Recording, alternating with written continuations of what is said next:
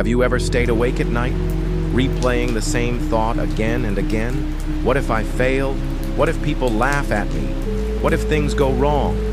Yes, overthinking, worrying too much. It eats our peace, it steals our joy. But what if I told you, even the most powerful man in the world once struggled with the same problem? This is the story of Marcus Aurelius, the Roman emperor, and what he discovered about worrying. Stay with me till the end, because this story might just change the way you see your own thoughts. Almost 2,000 years ago, Rome had a ruler. His name was Marcus Aurelius. He wore the crown, he commanded armies, he ruled over millions of people. But behind the golden throne, he was just like us, a man with fears, a man with restless nights, a man who sometimes thought too much. You see, Marcus was not only a ruler, he was also a philosopher. He wrote his thoughts down in a small book, a book that we now call Meditations. And in these writings, you can see his mind, struggling, questioning, worrying.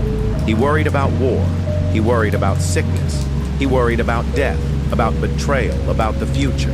He worried if he was strong enough to carry the weight of the empire. Yes, even an emperor had an anxious heart. One night, as the story goes, Marcus Aurelius sat alone in his chamber. Outside, the empire was in chaos. Enemies were preparing for war. His generals brought him reports of danger. Inside the city, whispers of betrayal spread like fire. And there he was, sitting at his desk, staring at a candle's flame, his mind spinning with what-ifs. What if the enemy attacked tomorrow? What if the people turned against him? What if his decisions destroyed the empire? His chest grew heavy, his heart raced. He could not stop the storm of thoughts. Does this sound familiar? Have you ever sat with your head full of fears, unable to breathe freely?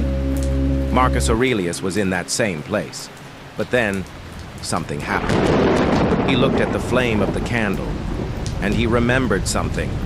He whispered to himself, "Does worrying change anything? Does it remove tomorrow's danger? Or does it only steal today's peace?"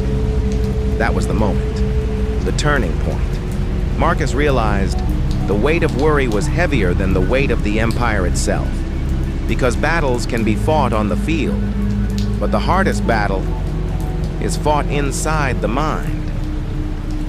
So he took a deep breath, and he wrote these words in his journal.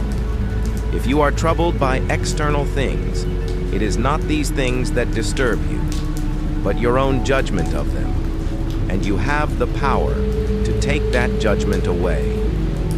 In simple words, Marcus was telling himself, it's not the problem that destroys us, it's how we think about the problem. He realized most of his worries were about things outside his control. The enemy's actions, the betrayal of others, the storms of tomorrow. But he also realized he could control something far greater, his own mind, his own response. And from that night on, he practiced a powerful habit. Whenever a worry came to him, he asked himself one question: can I control this? If the answer was yes, he acted. If the answer was no, he let it go. So, what about you, right now? What are you worrying about? Your exams, your career? What do people think about you? The future that hasn't even arrived yet?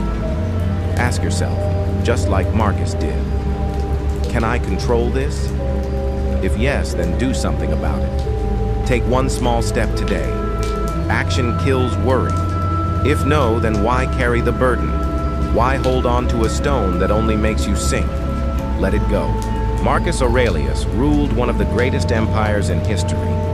But his greatest strength was not the sword, not the crown. It was his ability to control his mind. And you, my friend, have that same power. Remember this: most of the things you worry about will never even happen. The storms you imagine are often bigger than the storms that arrive. And the future is not for you to suffer in advance. So next time your mind spins with what ifs, pause, breathe. Ask the question, can I control this? Then act, or let go. because life is too short to live in fear of what may never come. Marcus Aurelius once said, "You have power over your mind, not outside events. Realize this, and you will find strength. So stop letting your mind be your prison. Let it become your freedom, and maybe tonight, when you lie your head on the pillow, instead of worrying about tomorrow, you'll whisper to yourself, 'I'll face life when it comes. But tonight, I choose peace.'"